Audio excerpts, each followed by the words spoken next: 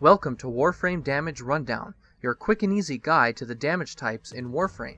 In this episode, we will be going over the 3 physical damage types in Warframe which are typically associated with standard weaponry and include Impact, Puncture, and Slash damage.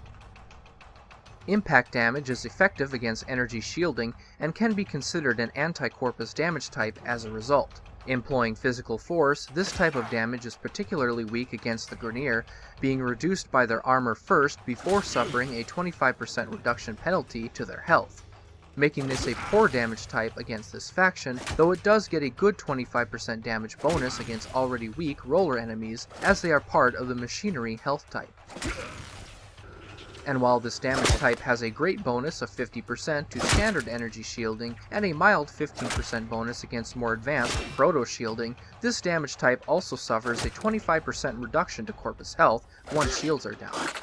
Impact damage is one of the few damage types that is neutral against the infested faction, dealing flat damage to all units.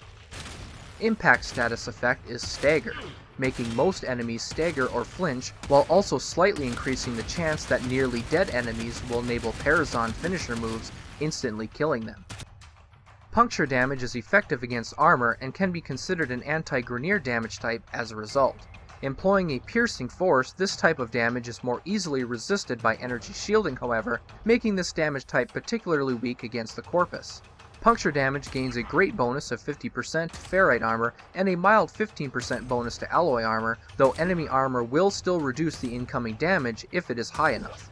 Puncture suffers a 20% reduction to standard shielding and a larger 50% reduction to proto shields, making it a poor choice to use against shielding.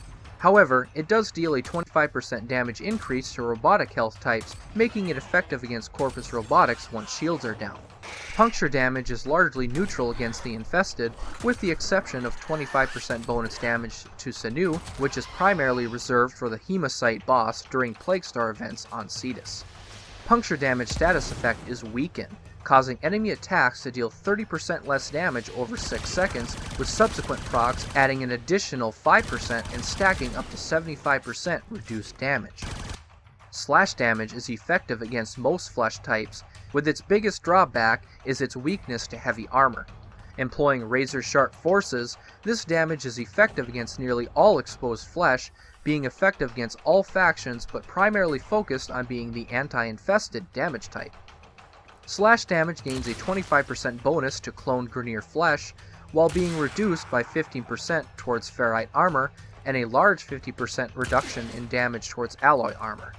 Like most damage, it is also reduced by the armor rating itself, making Slash very weak against heavy armor. Slash gains a 25% bonus to Corpus flesh as well, however, robotic enemies take 25% less damage from Slash. The infested are the weakest to Slash, dealing 25% bonus damage to the infested health type, 50% bonus to the infested flesh health type, and a small 15% bonus to the fossilized health type.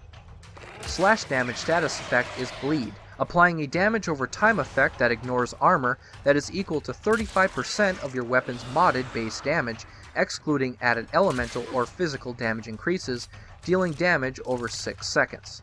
Multiple Slash procs can appear on a target, but visually only 10 instances of the damage will appear for performance reasons. Enemies killed by a weapon with Slash as its highest physical damage will be cut into pieces on death, making it useful for Nekros' Desecrate ability to gain more loot. And that is Warframe Damage Rundown, Physical Damage. Tune in to the next episodes where we will tackle basic elemental damage. Thank you for watching.